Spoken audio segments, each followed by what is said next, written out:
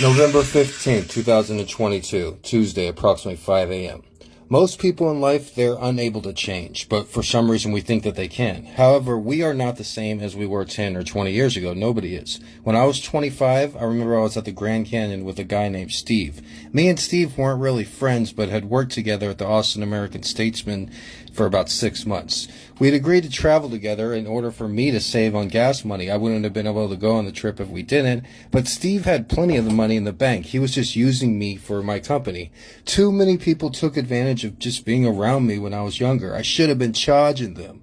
During this particular trip with Steve, I was trying to get some money wired for my brother to get from Texas back to Texas, but he was having me wait a week, my brother, and it was just going to be enough for a one-way plane ticket back. Me and Steve weren't really getting along. I was smoking pot and taking ecstasy, and Steve didn't do any of that kind of stuff. He was also about 15 to 20 years older than me, and money provides safety and security, and if you don't have any, you're at the whim of the brutal world or a person.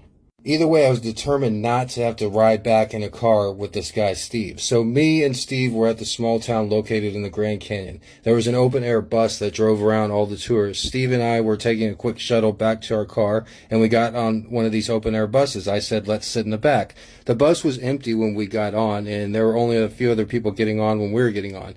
We immediately went to the back seat, and as soon as we got there, I spotted an expensive SLR digital camera. I immediately said yes, knowing that a camera like this could buy my plane ticket back to Texas. However, without hesitation, Steve swiped the camera from my hand and said, hold on, I'll be right back, before walking straight up to the bus driver and giving the bus driver the camera. I had never been more upset with Steve during our trip. I cursed at him. I told him that I was going to use that camera to get back to Texas. Steve told me it wouldn't have been the right thing to do, and I began arguing with him, telling him that the bus driver's now just going to keep it for himself. Steve took a deep, mature breath and looked at me before saying, you're right, Greg. I should have just given you the camera. And that got me to shut up.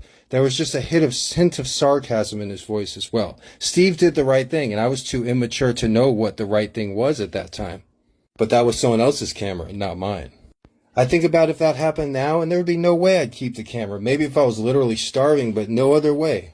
In Christianity, they say that even thinking about stealing is a sin. And even though I don't steal the camera on this day in the Grand Canyon, 2 years later I would be enrolled in a photography course at University of Texas in Austin, and I was riding a city bus around Austin from campus one day before I got off the bus, leaving my own expensive SLR camera on the seat. That's karma, huh?